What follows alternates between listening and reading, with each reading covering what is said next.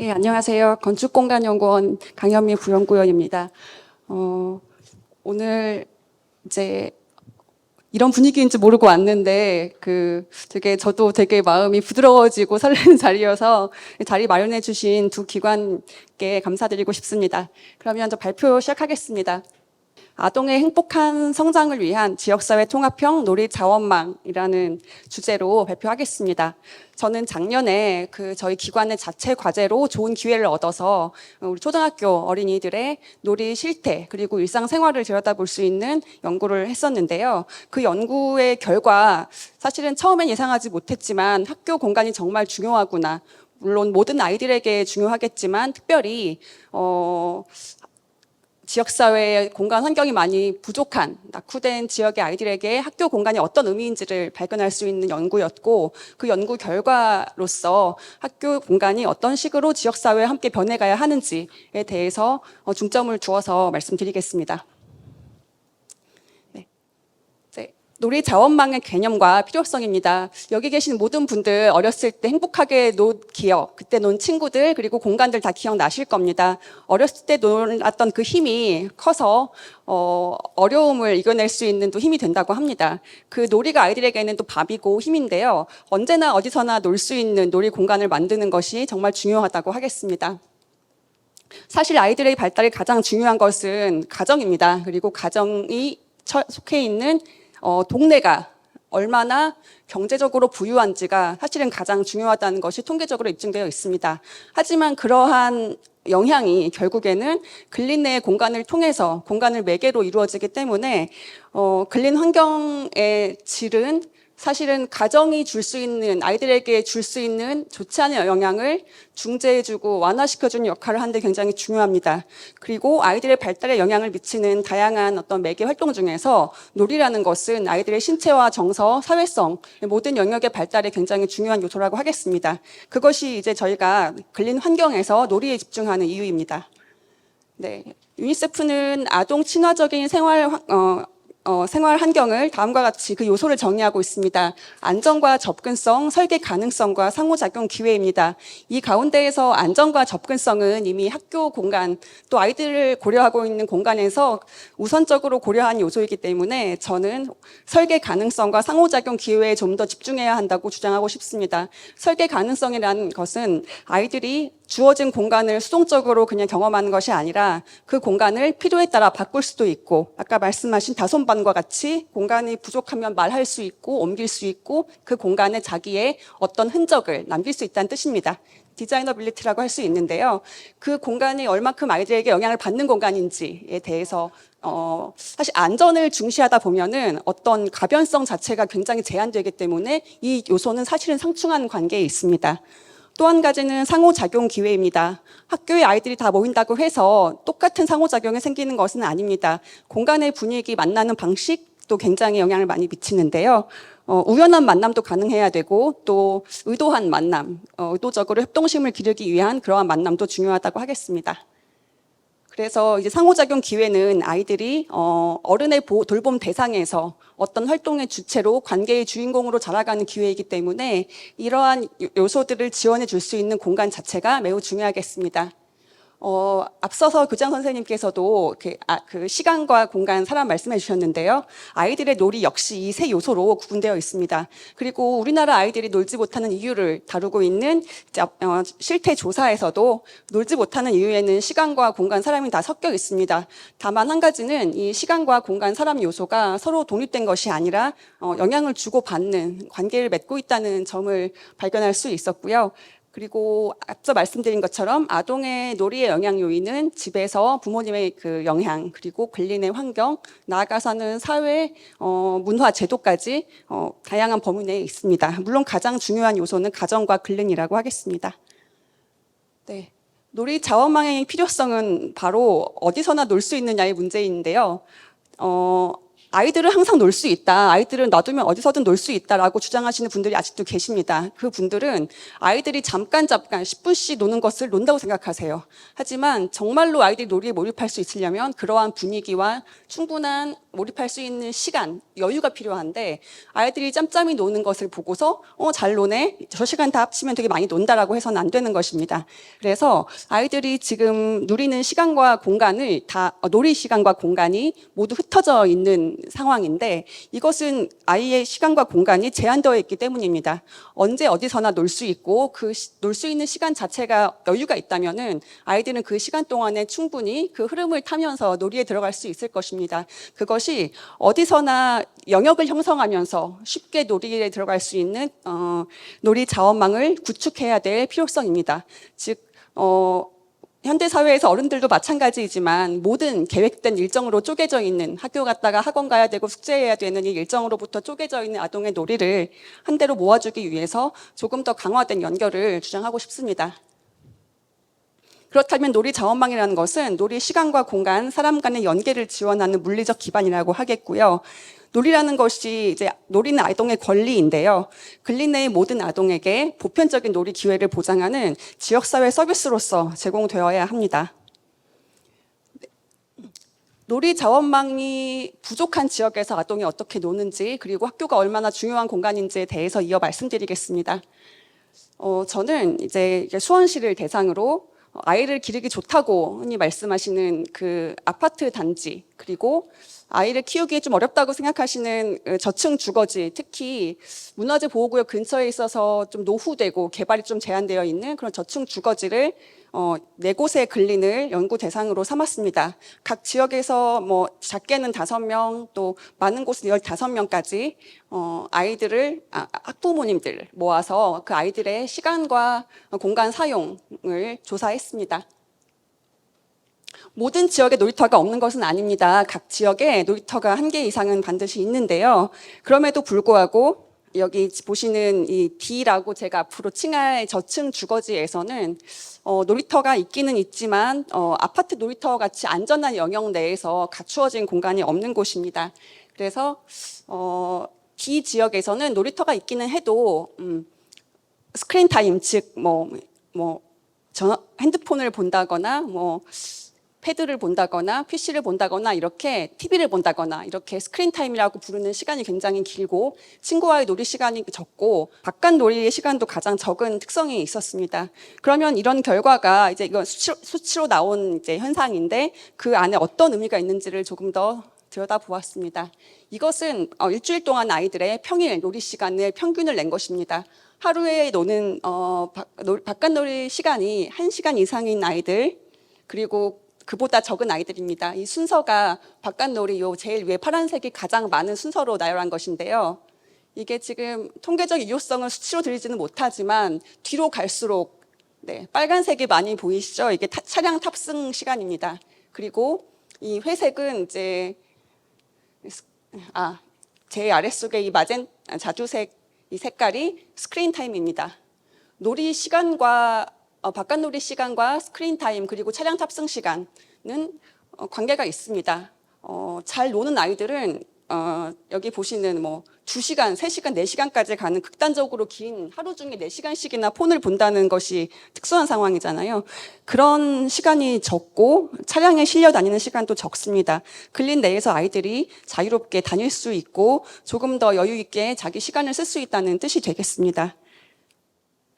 아이들의 시간을 가지고 이제 그룹을 나누어 본 결과 바깥 놀이를 많이 하는 아이들은 대부분 놀이터가 가까운 근린, 앞서 보여드린 아파트 혹은 근처에 공공 놀이터가 있는 그런 지역에 살고 있었고요. 그 학원과 같이 정해진 일과 시간 그리고 스크린 타임이 적정선에서 균형을 이루고 있습니다. 전혀 폰을 안 볼 수는 없고 그 시간이 적정한 균형이라는 점을 말씀드리고 싶습니다. 그리고 이것은 아이들의 일과 시간의 예시를 본 것입니다. 어떤 아이들은 이제 월수금 화목 이런 식으로 규칙적인 아이들도 있는데 그게 날마다 조금 규칙이 없는 경우도 있어요. 그래서 아이들의 일과를 우리가 예전에 생각했던 것처럼 학교 끝나고 이렇게 집에 왔다가 학원 갔다가 단순하게만은 볼 수 없고 한 아이들의 일과도 날마다 다를 수 있다는 것을 또 확인을 했습니다. 가장 많이 노는 시간은 학교 직후 또는 학원 일정을 다 마친 후의 저녁 시간인데요. 이 시간대에 어느 공간에서 어떻게 노는지에 대한 관심이 필요하다고 하겠습니다. 이 슬라이드부터는 저층 주거지의 아이들이 어떤 상황에 처해 있는지를 말씀을 드리겠습니다. 이 노란색 선이 저층 주거지 아이들의 하루 이제 노는 빈도수입니다. 이 아이들은 다른 지역의 아이들은 저녁 시간에 또 놀 수 있고 학교 끝나고 학원 끝나고 놀 수 있는 곳이 있는데 저층 주거지의 아이들은 놀이터는 굉장히 작고 이상한 위치에 딱 한 개밖에 없어요. 그 놀이터를 가지 않기 때문에 학교하고 학교 운동장에서 잠깐 놀다가 그냥 이제 집에 가면은 끝입니다. 그래서 이 아이들에게, 그러니까 이 아이들의 어머니들에게 왜 아이들이 오래 놀지 못하는지를 물어봤더니 학교에서는 오래 놀 만한 게 없어요. 엄마가 가까이서 지켜볼 수 없으니까 빨리 나오라 그래요. 학교 한번 나가면 다시 못 들어가게 해요. 등등 여러 가지 이유가 있었습니다. 이 지역의 학교와 보행 환경이 좀 특수한 면이 있다는 것은 좀 나중에 설명을 드리겠고, 학교에서 놀고 싶어도 놀 수 없는 여건, 특별히 코로나 시기에 있어서 어머니들이, 그러니까 양육자가 학교에 들어갈 수 없는 환경이라는 것도 영향을 미치는 것 같습니다. 그래서 다른 아이들은 원하는 시간에, 원한다면 저녁 시간에도 놀 수 있지만 저층 주거지 아이들은 학교라는 기회를 한번 놓치고 그 밖을 나가면은 그냥 집에 가서 각자의 활동으로 흩어지게 됩니다. 그래서 제일 오른쪽에 보시는 것이 디저층 주거지 아이들인데요. 이 아이들이 가장 이렇게 오른쪽에 있는 원이 실외에서의 놀이 시간입니다. 그럼 실내에서 아이들이 많이 노는 곳은 학교 운동장과 놀이터입니다. 여기 보시는 위에도 이제 대규모 공원, 더 큰 지역 공원이 있긴 하지만 이건 주말 시간인 것이고 평일에 노는 시간은 학교 운동장에 집중되어 있고요.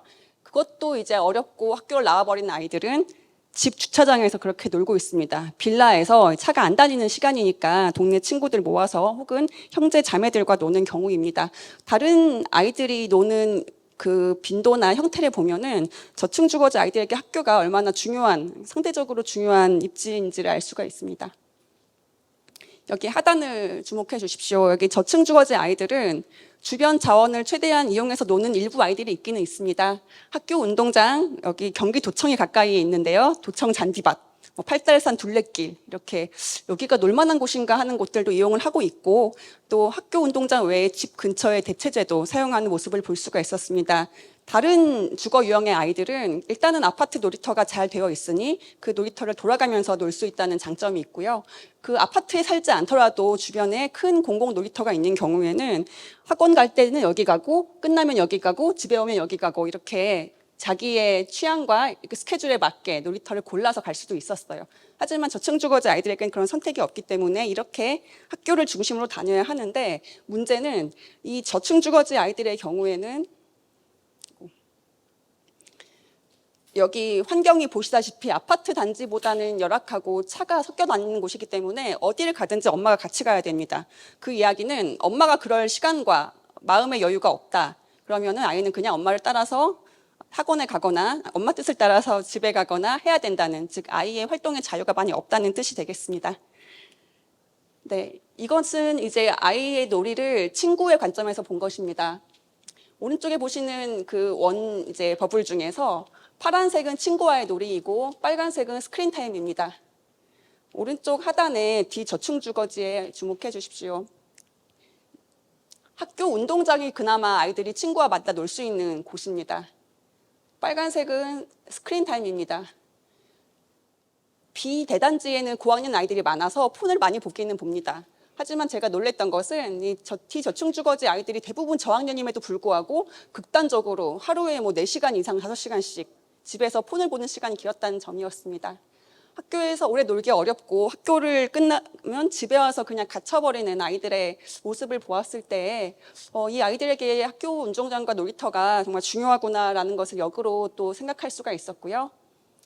이렇게 놀이 공간 사이가 멀리 떨어져 있는 저층 주거지의 특성에서 학교 공간이 지역사회와 어떻게 관련을 맺을지, 그 주변의 보행 환경과 공간의 질이 어때야 될지에 대해서 생각하는 기회가 되었습니다. 이렇게 놀이 기회가 부족한 지역에서 학교 공간의 활용 가능성을 말씀드리겠습니다. 활동 접근성과 지속성은 약간 다른데요. 아이들이 놀 수 있는 공간과 시간, 장소, 사람은 어디든지 있기 마련입니다. 하지만 그것이 충분치가 않으면 아이들은 금방금방 핸드폰으로 빠져버립니다. 근데 아이들이 핸드폰을 정말 좋아해서 빠지는 것은 아니에요. 아이들은 놀 수 있는 장소, 기회, 친구만 있으면은 당연히 친구와 노는 것을 택합니다. 그래서 아이들이 더 즐겁고 창의적으로 놀 수 있게 그런 여건을 갖춰줄 수 있는 시간, 공간, 사람의 접근이 필요하고 그중에서 공간으로 가장 중요한 것은 실내외 공간 집적을 통한 구심점 형성, 즉 규모가 있고 아이들이 모여들 수 있는 적정 이상의 규모 이상의 공간이 필요하다고 말씀드리겠습니다. 그럼 그것을 어디에 둘 것이냐의 문제인데요. 가장 중요한 이 거점 놀이 자원을 확보하는 그 전략으로서 그 과제에서는 자원의 확충 전략으로 중요한 전략으로 학교 공간에 주목하였습니다. 학교 공간은 지역 사회에서 이제 요구하는 어떠한 기능들이 많이 있지만 무엇보다도 아이들이 정기적으로 이제 갈 수 있는 공간이고 그 공간에서 만나고 활동하고 또 물리적인 여유도 있는 공간이라고 할 수가 있겠습니다. 저층 주거지 아이들 한번 집에 가면 다시 볼 수가 없어요. 서로 집이 멀거든요. 근데 학교에 일단 왔으면은 같이 있기 때문에 놀이를 시작할 수 있고 어울릴 수 있는 기회가 생깁니다. 그래서 학교는 이제 저층 주거지의 경우에 아이들이 모이고 놀 수 있는 좋은 기회이다. 그리고 지역에서 요구하는 다양한 생활 인프라를 결합시킬 수도 있는 그러한 공간이다. 따라서 학교 시설 복합화와 학교 시설 개방이라는 두 가지의 전략으로 학교 공간 거점화하는 방안을 제안드립니다. 이것은 사실은 새로운 제안은 전혀 아니고 이전에 이제 학교 공간 혁신에서 많이 사업에서 했었던 예시들이 있고 지금 교육부에서 더 확대하고 있는 학교 시설 복합화 사업도 있습니다만은 이것이 이제 일부 사업에 한정되어 있기 때문에 이러한 사업을 좀 더 확대하고 또 저층 주거지와 같이 아이들에게 더욱더 그러한 시설 지원이 필요한 곳을 어떻게 바꿔 나갈지에 대한 문제입니다. 절차로서는 현재 진행하고 있는 교육부의 학교시설 복합화 사업의 절차 중에 놀이 공간에 대한 주목을 더 하는 것으로 할 수 있겠고 또 안전 이슈가 너무 크기 때문에 이 설계 절차에서는 범죄 예방 설계, 즉 세프티드의 적용도 굉장히 중요하다 하겠습니다. 운영 관리 방안에 있어서는 공간의 운영 책임과 역할을 단순히 학교장이나 학교 선생님이 하는 것이 아니라 지역사회가 함께 만드는 주체가 하는 것으로 그게 중요하다고 말씀드리겠습니다. 그래서 아동이 행복한 학교가 되려면은 이제 앞서 말씀드린 요소를 가지고 어떤 식으로 공간들이 바뀌어야 할지 요소를 정리하였는데 시간이 많이 지났고 지금 말씀드린 내용의 반복이어서 이 내용은 자료집을 보시면 되겠고 한 가지만 더 강조를 드리면은 창조적인 활동 자체는 학교 내에서는 조금 어렵다는 생각이 저는 듭니다. 이제 학교 공간이라는 것이 아이들에게 루틴이에요. 사람도 한 공간에 오래 있으면 약간 지겹잖아요. 아이들에게 창의적인 활동, 창의적인 관계를 주려면은 학교 안의 공간만으로는 좀 부족하고 지역사회의 공간으로의 이동, 그 공간 내에서 새로운 경험을 하는 것이 굉장히 중요한데 지금은 더 이상 운영하지 않지만 이문 238과 같은 워크숍 스페이스, 아이들이 자유롭게 공간 내에서 창의적인 활동을 할 수 있고 그것을 문화예술 교육으로 결합해서 확장할 수 있는 그러한 공간이 굉장히 소중하다고 생각했었는데 지금은 문을 닫아서 좀 아쉽습니다. 이렇게 아이들이 창의적인 활동에 몰입하고 생각의 힘을 기르는 공간을 더 많이 만들 수 있는 기회가 학교와 지역사회의 연계를 통해서 더 있었으면 좋겠습니다. 너무 많이 길어졌는데요. 발표 여기서 마치도록 하겠습니다. 감사합니다.